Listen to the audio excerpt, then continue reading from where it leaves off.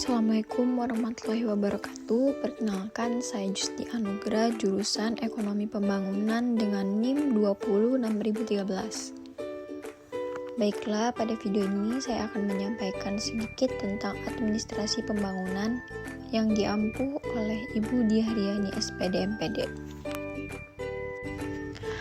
Pengertian administrasi dan pembangunan. Administrasi adalah proses penyelenggaraan bersama atau proses kerjasama antara sekelompok orang secara tertentu untuk mencapai tujuan yang telah ditentukan. Pembangunan adalah rangkaian usaha yang dilakukan untuk mewujudkan pertumbuhan dan perubahan secara terencana dan dilakukan secara sadar yang ditempuh oleh suatu negara, bangsa, dan pemerintah menuju modernitas diri dalam rangka pembinaan bangsa. 7 ide pokok administrasi pembangunan. Yang pertama, pembangunan adalah suatu proses yang berarti rangkaian kegiatan yang berlangsung secara berkelanjutan. Yang kedua, pembangunan adalah upaya secara sadar yang ditetapkan. Yang ketiga, pembangunan dilakukan secara terencana baik jangka panjang maupun pendek. Yang keempat, rencana pembangunan mengandung makna pertumbuhan dan perubahan. Yang kelima, pembangunan mengarah kepada modernitas. Yang keenam, modernitas yang ingin dicapai melalui berbagai kegiatan pembangunan bersifat multidimensional. Yang ketujuh, pembangunan ditujukan pada usaha untuk pembinaan bangsa supaya sejajar dengan bangsa lainnya di dunia. Asal-usul perkembangan konsep administrasi pembangunan. Setelah Perang Dunia Kedua, yang pertama, terdapat negara yang menang dan kalah dalam perang. Yang kedua, di satu pihak ada negara bekas jajahan dan negara baru, yaitu negara bekas jajahan yang baru memperoleh kemerdekaan. Di antaranya adalah sebagai berikut. A. Bantuan luar negeri. B. Bantuan di bidang politik. C. Bantuan di bidang ekonomi. D. Bantuan di bidang militer. Pengertian administrasi pembangunan. Administrasi pembangunan adalah seluruh usaha yang dilakukan oleh suatu negara atau bangsa untuk tumbuh, berkembang, dan berubah secara sadar dan terencana pada semua aspek kehidupan dalam rangka pencapaian tujuan yang telah ditetapkan sebelumnya. Alasan munculnya administrasi pembangunan. Yang pertama, ilmu administrasi negara setting barat yang dirasa tidak cocok terutama pada negara Asia dan Afrika. Yang kedua, perhatian dari sarjana administrasi negara terhadap masalah administrasi negara yang sedang berkembang.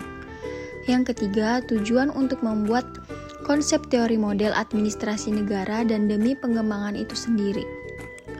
Ruang lingkup administrasi pembangunan. Yang pertama, pembangunan administrasi berkaitan dengan bagaimana cara untuk melakukan penyempurnaan terhadap administrasi. Yang kedua, administrasi pembangunan berkaitan dengan bagaimana proses perumusan kebijakan pembangunan atau rencana pembangunan dan bagaimana implementasinya. Yang ketiga, membangun partisipasi masyarakat. Unsur-unsur administrasi pembangunan. Yang pertama, manajemen.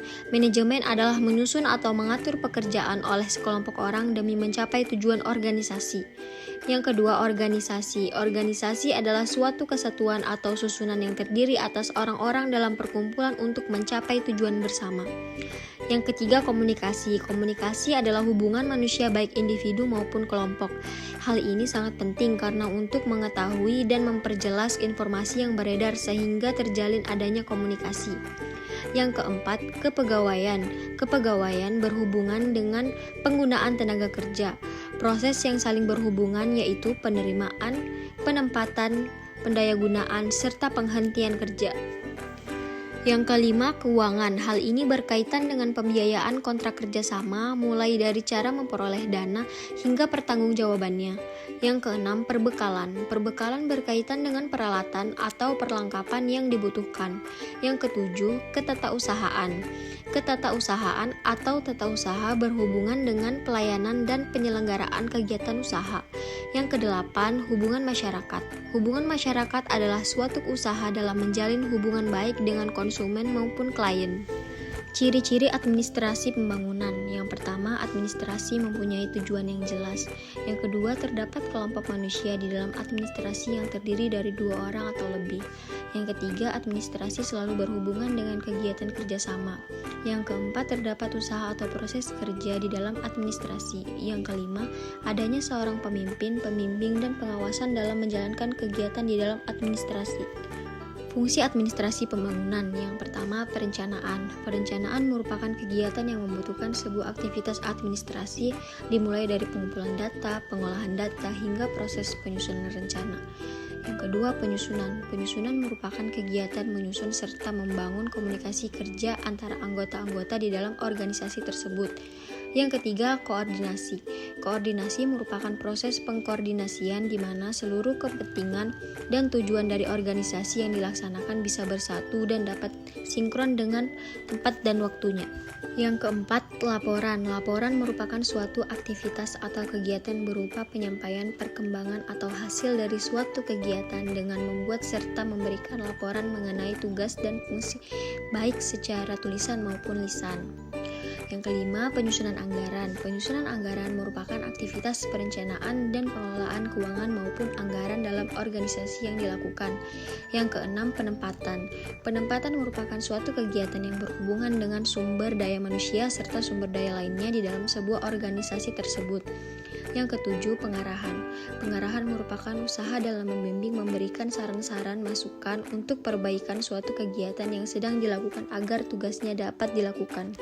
Tujuan administrasi pembangunan tujuannya adalah membangun sistem administrasi tradisional sebagai sistem administrasi modern yang mampu menyelenggarakan pembangunan. Aspek-aspek yang mempengaruhi administrasi pembangunan. Yang pertama, aspek politik. Aspek politik adalah salah satu aspek yang sangat mempengaruhi administrasi pembangunan di suatu negara. Berbagai aspek politik yang mempunyai pengaruh timbal balik dengan administrasi pembangunan adalah sebagai berikut. Yang pertama, filosofi atau falsafah politik. Yang kedua, komitmen elit politik. Yang ketiga, stabilitas politik. Yang keempat, pembangunan bangsa. Yang kelima, politik internasional. Yang kedua, aspek ekonomi. Hubungan antara aspek ekonomi dan administrasi pembangunan terlihat secara jelas dalam sistem perencanaan dan pelaksanaan pembangunan yang dianut oleh suatu negara. Adapun hal-hal dalam aspek ekonomi yang saling mempengaruhi dengan administrasi pembangunan meliputi, yaitu yang pertama, pertumbuhan ekonomi, yang kedua, stabilitas ekonomi, yang ketiga, peran pemerintah, yang keempat, peran birokrasi. Yang ketiga, aspek sosial budaya. Berbagai aspek sosial budaya perlu mendapatkan perhatian dalam administrasi pembangunan.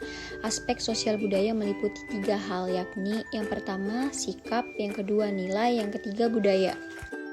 Yang keempat, aspek perkembangan ilmu pengetahuan, teknologi, dan lingkungan fisik.